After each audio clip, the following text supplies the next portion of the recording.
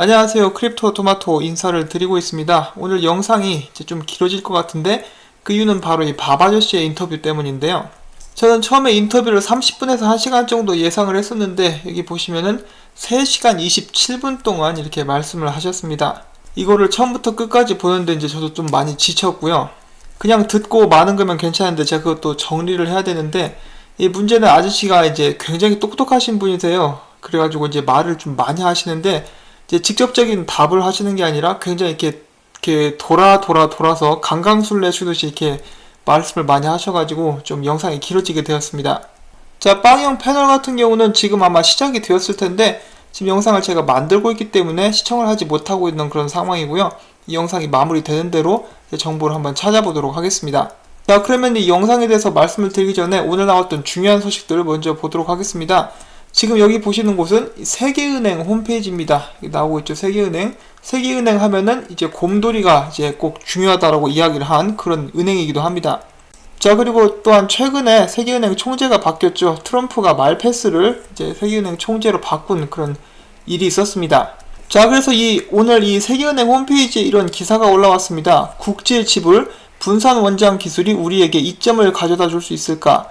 자, 처음에는 국제송금의 중요성에 대해서 이야기를 하고 있고요. 개인 국제송금이 필리핀 같은 경우는 전체 GDP의 10.5%를 차지하게 되고 세네갈은 13.7%, 네팔은 28.3%, 헤이티 같은 경우는 29.3%. 또한 국제송금 시장은 2017년 기준 6,130억 규모였었는데 2018년에는 4.6% 성장한 6,420억 달러. 그리고 더 놀라운 것은 2016년도에는 1,850억 달러에 불과했었다는 것입니다. 굉장히 빠른 속도로 성장을 하고 있다는 것을 알 수가 있겠죠. 개발도상국에서는 특히 국제송금이 중요한 역할을 차지하게 되고 G20이나 G7 그리고 세계은행은 더욱더 안전하고 효과적인 국제송금을 위해서 노력을 해왔습니다. 현재까지 국제송금 시스템은 굉장히 비싸고 지불 및 결제가 느리다는 그런 문제점들을 가지고 있었는데요. 특히 개발이 덜 된 그런 나라들에서는 그런 문제가 이제 더 심각하게 다뤄지고 있다라고 합니다. 자, 그래서 여기에서 분산 원장 기술을 통해서 이제 혁신을 기대할 수 있다라는 것이 이 기사의 논점인데요. 이 분산 원장 기술을 통한 테스트는 계속해서 이루어지고 있다라고 나와 있습니다. 그 다음에 이제 가장 큰 부분으로 첫 번째로 다루고 있는 것이 바로 리플사입니다. 세계은행에서 리플사에 대해서 이렇게 이야기를 하고 있습니다. 핀테크 회사인 리플은 2018년도에 송금 경로로서 경쟁이 심화되고 있는 미국과 멕시코의 엑스레핏을 통해서 송금 테스트를 하게 되었고 기존 송금했던 방식에 비해서 40에서 70%를 절감을 할 수가 있었으며 평균 지불 시간은 2분을 약간 넘는 그런 수준이었습니다. 엑스레핏에서 자금 이체 자체는 2초에서 3초밖에 걸리지 않았으며 나머지의 지불 대부분의 시간은 지역에 따른 지불 과정 그리고 중간에서 암호화폐 거래소에서 처리하는 데 걸린 시간이었습니다. 이렇게 해서 리플사 쪽 같은 경우는 이렇게 꽤 크게 제대로 결과까지 이렇게 표기를 해놓고 있고요. 그 다음에는 서클, 재수없는 스위프트, 그 다음에 비자의 B2B, JP몰건 시스템에 대해서 이렇게 짧게 이렇게 소개를 하고 있습니다. 자, 그래서 저희가 여기서 봤을 때 세계은행에서 생각하는 가장 잘하고 있는 지금 발전을 가장 많이 거듭하고 있는 회사는 리플사다라고 이야기하는 것을 바로 알아볼 수가 있겠죠. 다른 경쟁 업체들과 비교를 해봤을 때 훨씬 더 빨리 많이 앞서 나가고 있는 그런 모습을 보여주고 있습니다. 이미 테스트 단계는 넘어섰고 많은 회사들에서 상용화를 준비를 하고 있죠. 이미 상용화가 된 회사들도 있고요. 자, 이런 부분들을 월드뱅크는 이미 잘 알고 있고 그 외 큰 금융기관에서도 이미 다 알고 있습니다. 기존의 송금 시장에서 가지고 있었던 문제점을 이미 해결을 했다라고도 볼 수가 있겠습니다. 저번에는 세계은행에서 리플사의 직원 중에 한 분이신 딜립 라오를 초청을 했죠. 그래서 딜립 라오가 세계은행에 직접 가서 이렇게 강연과 프레젠테이션을 하는 그런 일도 있었습니다. 개인적인 바람으로는 뇌피셜을 돌려가지고 희망회로 불가능하면은 이 세계은행과 리플사 함께 지금 일을 하고 있다라고도 이렇게 생각을 해볼 수도 있지는 않을까 하고 생각을 해보고 또 이렇게 바라봅니다. 가능성은 충분히 있는 것 같은데 그런 일들이 있다라면 제발 빨리 발표 좀 해줬으면 좋겠네요. 자, 그 다음에 후비의 첫 번째 선물 시장이죠. XRP 상품이 이번 주 금요일부터 거래가 시작이 된다라고 합니다. 자, 이 선물 시장 상품이 어떤 식으로 XRP 가격에 영향을 미칠 수 있을지는 모르겠지만은 기왕 시작된 거 더 많은 곳에서 XRP 관련된 파생 상품들이 출연을 해주었으면 좋겠습니다. 자, 그 다음에 네덜란드 은행이죠. ING 은행에 관한 소식이 짧은 것이 한 가지가 있습니다. 자, 2017년 10월 23일에 나온 기사에 의하면은 ING 은행이 리플사의 기술을 받아들인다라고 이렇게 이야기가 나오고 있죠. 그 다음에 2019년 1월 22일에는 이런 기사가 나옵니다. ING 은행이 R3랑 파트너십을 맺고 R3의 기술 및 D 앱들을 사용하겠다. 그래서 이제 콜다 세틀러를 통해서 XRP로 결제를 할 가능성이 높다고 해서 많은 주목을 받았던 적이 있었습니다. 그리고 오늘 나온 발표인데요. ING 은행이 베이징 은행과 함께 4억 4,800만 달러를 투자를 해서 디지털 은행 합동 투자를 시작을 하겠다는 그런 발표가 나왔습니다. 투자 지분은 ING가 51%, 베이징 은행이 49% 이렇게 투자를 한다라고 하고요.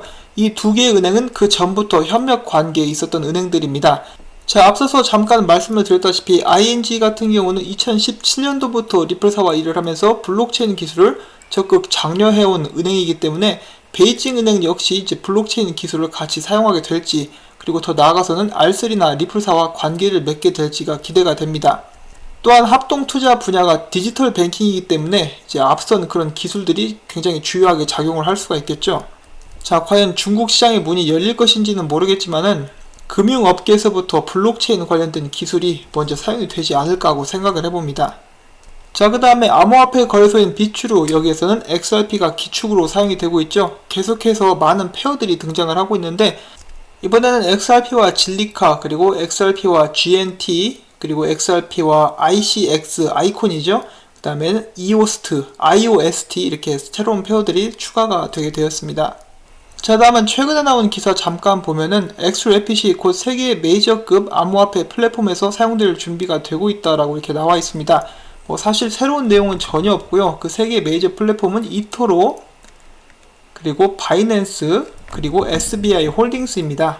저희가 이미 익히 잘 알고 있는 그런 내용들이기 때문에 이런 기사가 있었다라는 것, 그리고 저희가 다시 한번 복습을 하면서 넘어가도록 하겠습니다. 자, 그 다음에 이 스티븐 D님께서 올려주신 약간 오래된 리플 관련된 영상을 잠깐 보도록 하겠는데요. 여기에선 리플사의 초기, 이제 스테판 토마스가 보이고 있죠. 리플사의 전 CTO입니다. 이 스테판 토마스의 인터뷰를 비롯해서 이제 리플사에서 근무하는 환경이 나오고 있기 때문에 잠깐 보도록 하겠습니다. 그리고 또한 영상을 보시면은 밥 아저씨가 이렇게 몇 번 나옵니다. 일단 한번 보시죠.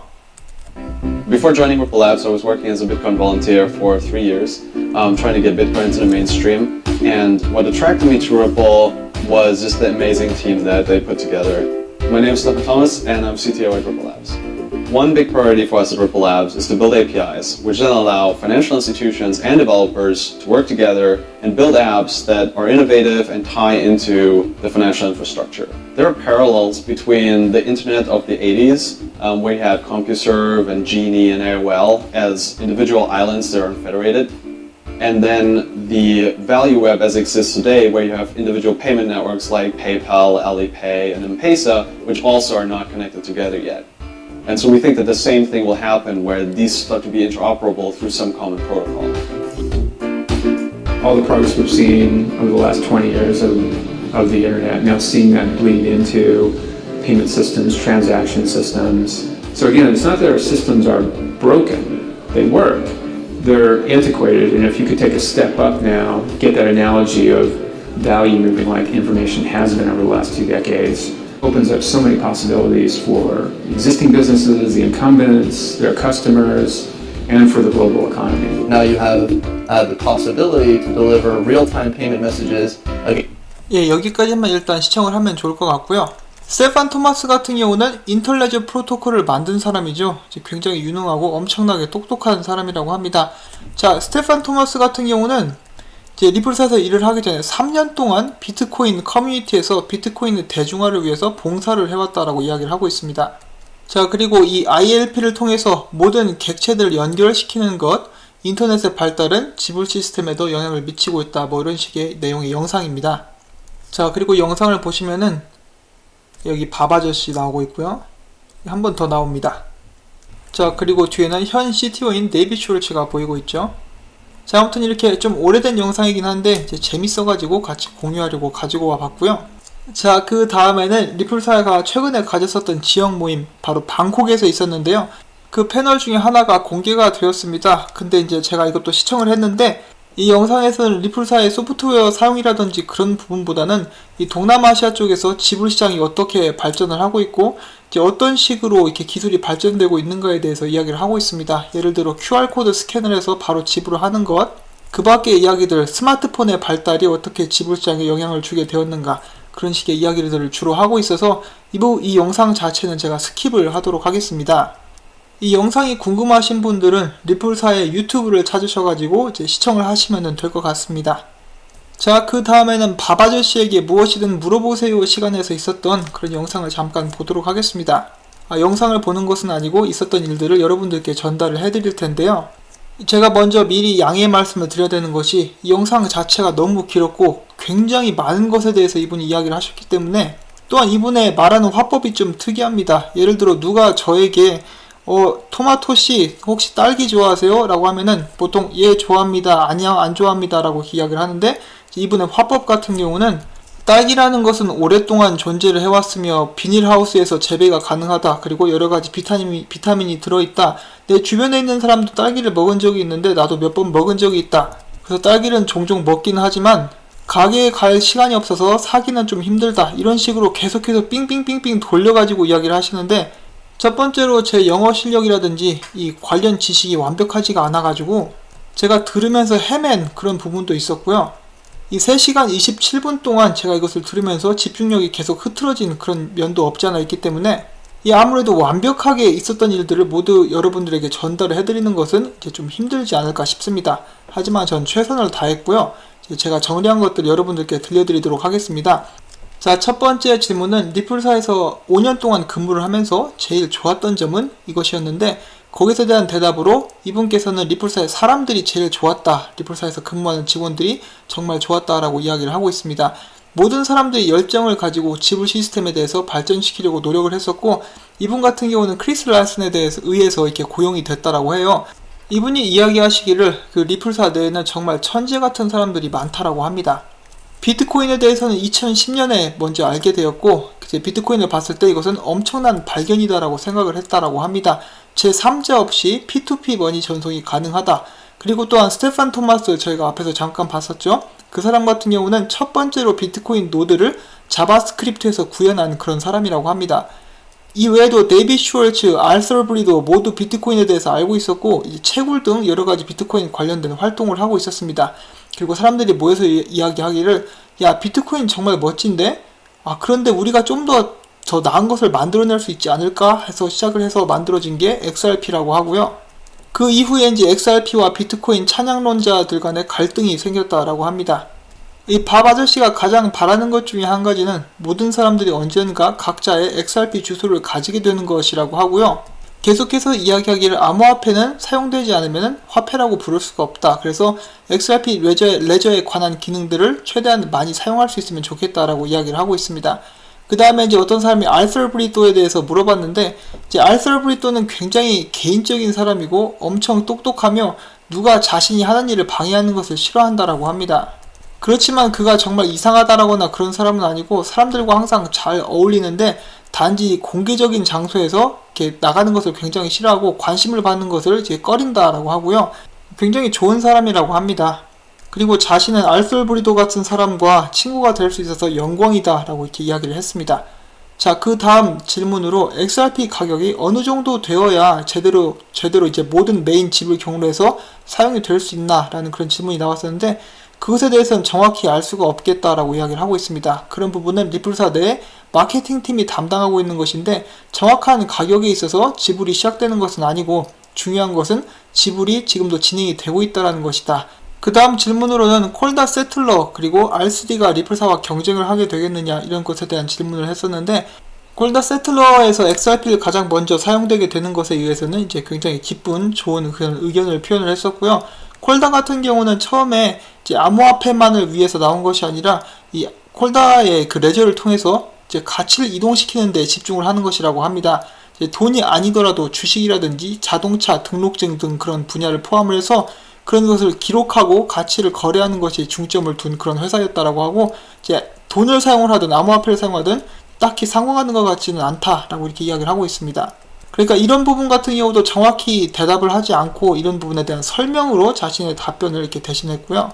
자, 그리고 제가 여러분들께 항상 이렇게 제가 아는 것을 모두 다 전달을 해드리겠다고 약속을 했기 때문에 이 부분도 말씀을 드리도록 하겠습니다.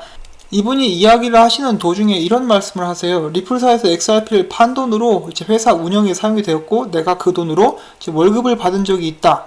자, 그런데 제가 알기로는 리플사에서 XRP를 판 돈은 전부 다 XRP 생태계를 유지하는 데 쓰여지고 있다고 알고 있었는데 이런 부분에 대해서 리플사 초기 때는 그런 일이 있었는지 혹은 밥아저씨 같은 경우는 이제 굉장히 자택근무를 또 많이 하시는 분이세요. 그래가지고 이제 착각을 하셔가지고 그렇게 답변을 하신 것인지 몰라가지고 제가 트위터에 일단 직접 물어봤습니다.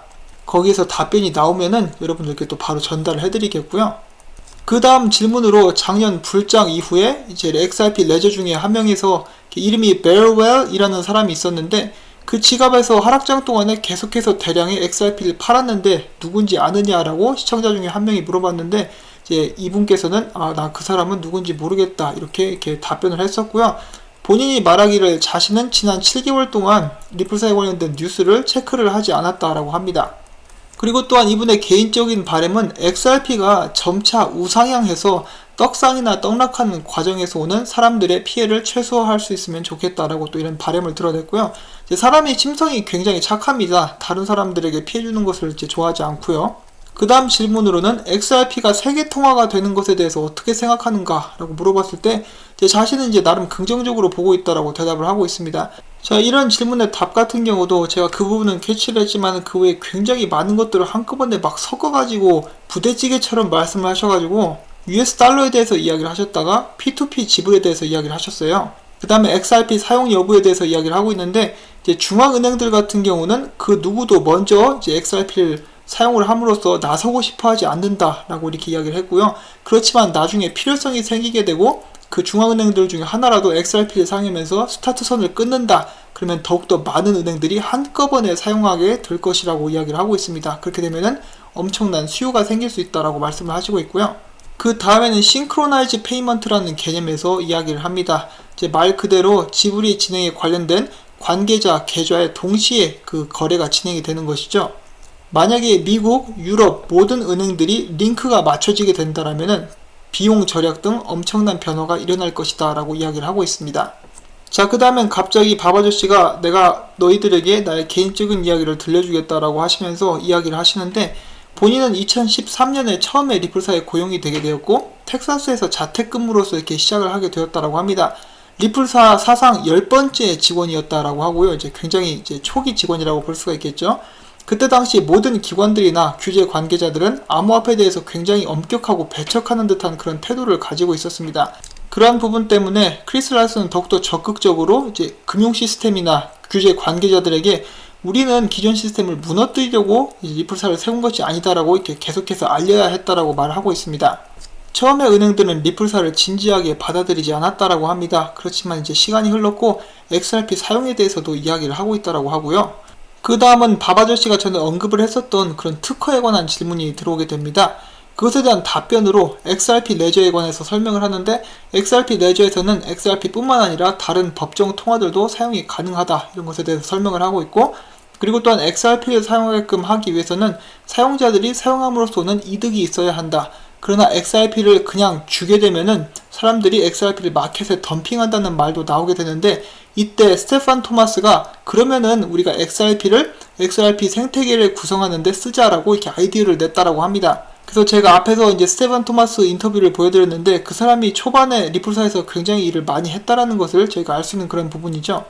자, 그리고 이제 살짝 리플사의 주식에 대해서 또 이야기를 하시는데 리플사의 주식을 계산을 할 때 이제 리플사에서 가지고 있는 XRP가 전부 다 반영이 된다라고 해요. 그래서 지금 현재 주식 계산할 때 XRP는 현재의 가격의 10분의 1은 3센트로 계산이 된다라고 합니다. 그러니까 XRP 가격이 올라야 리플사 가치도 올라간다라고 볼 수가 있겠죠. 자, 그래서 이야기를 계속하는데 시장가에 영향을 주지 않으면서 적재적소의 XRP를 풀어서 사람들로 하여금 더 사용하게 XRP를 사용할 수 있게끔 그런 환경을 조성하면서 그것을 통해서 XRP 가격이 올라가게끔 하는 것이 이제 리플사의 계획이고 자신의 이제 특허에 관련된 것이다. 특허는 바로 XRP 가격을 올리는데 이제 상관이 있는 것이다. 여기까지만 딱 이야기를 합니다. 그 다음에 어떤 눈치 없는 사람들이 계속해서 엑스풀에 대해서 질문을 던집니다. 이제 그것은 기밀이라서 말을 해서는 안 되지만은 이제 이분이 이야기하시기를 엑스풀에 대해서는 자신도 이렇게 그렇게 많이 알지는 못한다라고 해요. 그렇지만 데이빗 슈월츠의 발언에 이제 관련해서 유추를 해보면은 이름 자체는 저는 리플사에서 사용하려고 했었던 그 프로젝트 이름을 따온 것 같다. 그리고 이제 이는 리플넷에서 사용되는 모든 유동성을 하나로 묶는 것에 관련된 것일 것이다 라고 이렇게 예측을 합니다. 리플넷에서 사용되는 모든 유동성, 엑스커런트, 엑스래피드 등 그런 것들을 한데 묶는 어떤 시스템적인 그런 프로젝트일 것이다 라고 이렇게 예측을 했고요. 이것이 엑스풀에서 대해서 그가 아는 모든 것이라고 합니다. 그 다음에 이제 어떤 사람이 이런 질문을 했는데 앞으로 2년, 5년, 그리고 10년 후에 리플사와 XRP의 미래에 대해서 어떻게 생각하냐 라고 이렇게 물어봅니다.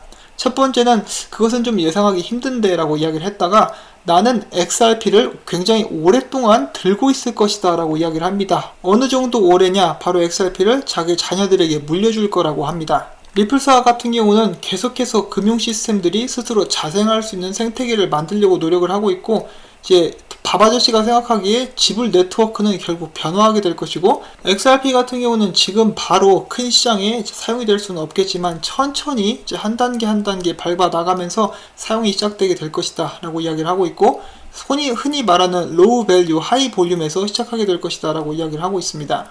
자, 그 다음에 또 다른 개인의 이야기를 들려주겠다라고 말씀을 하시면서 이제 전에 유럽 은행에서 이제 리플사를 방문을 해서 리플사의 기술에 대해서 알아보는 그런 테스트를 이제 데모 테스트라고 하죠. 그것을 이제 보여주게 되었는데 그때 당시 유럽 같은 경우는 예를 들어서 50유로를 송금을 하면은 중간에 수수료로 35유로를 가져가게 된다라고 합니다. 이제 수수료가 어마어마하죠. 자, 그래서 그 은행 관계자들이 리플사를 방문을 해서 데모를 보여주라고 하는데 그 은행이 꽤 큰 은행이었다라고 합니다. 그래서 밥 아저씨가 약간 긴장한 상태에서 이제 진행을 하게 되죠. 이분이 이야기하시기를 우리는 지금부터 1000유로를 보낼 것이고 받는 쪽에서는 1000유로를 그대로 받을 것이다 라고 이야기를 하니까 갑자기 이 은행에서 온 사람들이 안 된다, 그렇게 할 수가 없다.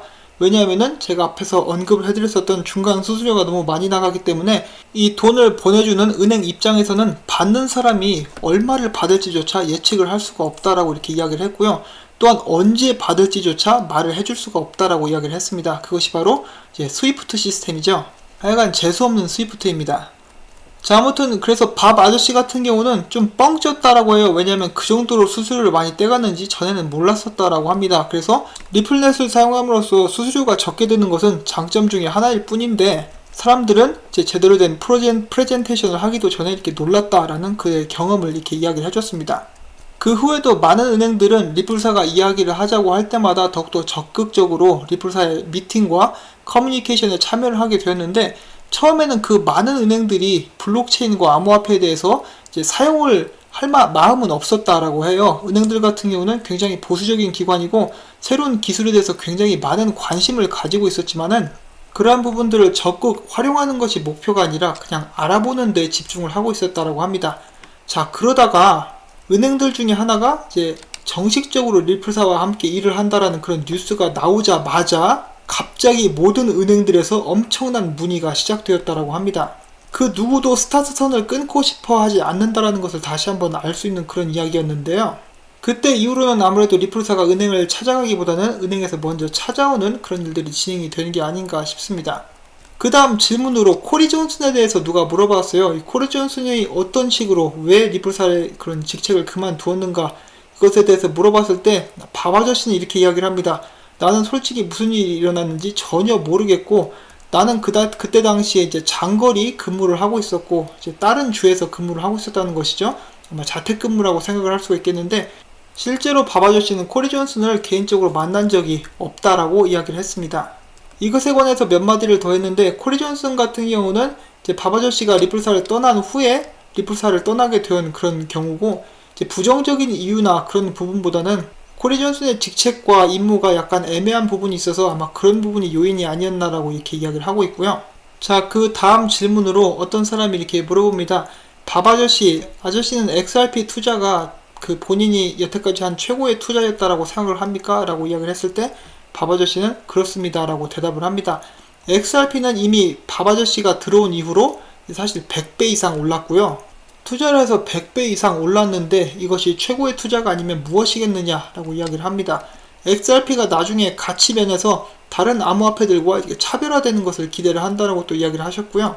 많은 사람들이 암호화폐 투자자들이 XRP가 그 가치가 정말 특별하다는 것을 인지하게 되고 나면은 XRP로 그 투자처를 옮겨올 수 있다라고 이야기를 하고 있습니다. 그리고 XRP가 하루빨리 일상생활에서 사용되는 것을 이제 기대를 한다라고 이야기를 했고요.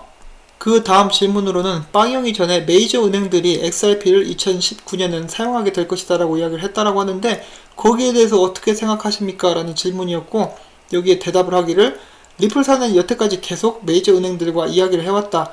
리플넷에 가입되어 있는 큰 은행들은 XRP에 대해서 이미 들어왔고 지금은 인터레저를 사용하고 있다. 지금 진행 상황이 어떤지는 모르겠지만은 사용하게 될 거라는 말이 되는 것 같기도 하다. 한마디로 본인은 이제 확실히 모르겠다 이런 식으로 이야기를 했고요. 정말로 모르겠다라고 이야기를 하는 것인지 아니면 기밀 상황이기 때문에 말을 아끼는 것인지는 모르겠지만은 리플사가 2년 전만 해도 이렇게 고객들에게 이렇게 이야기를 했다라고 합니다. 지금 당장 XRP 사용하는 것에 대해서는 생각도 하지 말고 그냥 일단 블록체인과 인터레저에 대해서 이제 사용을 해달라 이런 식으로 이야기를 했었는데 그 후에 불장이 왔죠. 불장이 와서 XRP 가격이 엄청나게 올라갔습니다. 그때 이제 금융 전문지에서 이제 XRP 덕분에 크리스 랄슨이 이제 세계의 갑부가 되고 리플사 자체가 엄청난 부자가 되었다 이런 기사를 계속해서 내니까 은행들이 이제 굉장히 궁금해진 것이죠. 은행들은 돈을 좋아하기 때문이죠. 그래서 그래 XRP가 뭡니까? 라고 이제 리플사에게 굉장히 많은 질문을 해왔다라고 합니다. 그래서 그때를 기점으로 이제 고객들에게 XRP에 대해서 이야기할 수 있는 그런 계기가 되었다라고 말을 했고요. 그 다음 질문으로는 리플사에 걸린 소송에 관해서 이야기를 하고 있는데 이 바바저씨는 소송에서 승리할 것을 확신하고 있다라고 이야기를 했습니다. 그 다음 질문으로 XRP 차트 웹사이트에 왜 일본 옌이 뜨지 않는가 라는 그런 질문이 들어왔는데 그것은 많은 사람들이 어떤 테스트가 진행되고 있다라고 기대를 하고 있는 것에 비해서 그냥 리플사에서 사이트에 나오는 데이터를 관리하는 팀이 일단 없고 그렇게 크게 신경을 쓰지 않아서 생긴 부분이라고 합니다. 버그도 종종 있고 오류도 생기는데 그런 부분 중에 하나라고 생각을 한다라고 이야기를 하고 있습니다. 그 다음은 IBM과 스텔라에 관한 질문이 들어옵니다. 이 바바저씨가 이야기하기를 IBM은 하이퍼레저에 대해서 처음에는 관심이 굉장히 많았었고요. 그런데 IBM 내에는 하이퍼레저가 아닌 스텔라를 밀어주고 있는 그런 그룹이 또 따로 있었다라고 합니다. 그래서 스텔라에 관해서 이야기를 하고 있는데 월드와이어에서 6개 은행이라고 말은 했지만은 그 중에 5개는 규제라든지 그런 부분에서 진척이 없는 그런 상황이고 스테이블 코인을 만드는데 진척이 없는 그런 부분이고 유동성 공급을 어떻게 할 것인지 거기에 대한 설명도 아직 나오지 않은 상태이다. 스텔라는 지불 네트워크를 가지고 있지 않은데 나는 제드가 무슨 생각을 하고 있는 것인지 아직까지는 잘 모르겠다라고 이야기를 합니다. 그러면서 꼭 이렇게 이야기를 했는데 자신은 스텔라에 대해서 부정적인 발언을 하는 것이 아니니까 오해하지 말아달라고 이야기를 했고요. 자신이 이제 스텔라 개발자들이 열심히 노력하는 것을 알고 있다 이렇게 이야기를 합니다.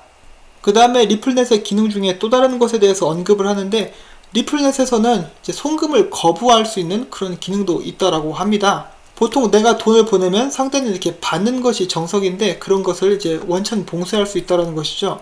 그 다음엔 XRP 레저에 대해서 이야기를 하고 있습니다. XRP 레저는 굉장히 이제 공개가 되어 있는 퍼블릭 레저이지요. 그런데 어떤 사람들은 자신이 어떤 지불을 하는지 공개되는 것을 원하지 않습니다. 그래서 나오게 된 것이 새로운 레이어인 Payment Services Protocol 그리고 Free Transaction Negotiation이라고 하는데요. 이것을 통해서 여러 메시징 레이어들을 형성을 할 수 있고 은행들 간에 프라이빗 메시지를 보내고 양측의 동의하에 이제 레저를 사용하지 않고 공개되지 않은 상태에서 거래가 가능하다라고 이야기를 했습니다. 그렇지만 기록은 되기 때문에 규제 관계자라든지 그런 사람들은 이제 필요에 따라 확인을 할 수가 있는데요.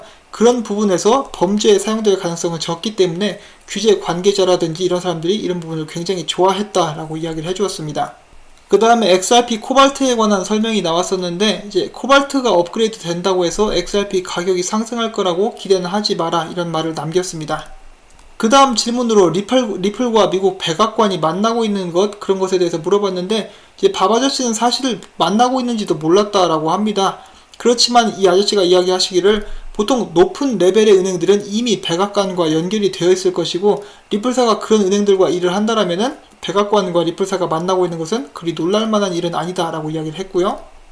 스마트 컨트랙트 기능을 가지고 있는 코디어스에 대한 이야기도 나왔습니다.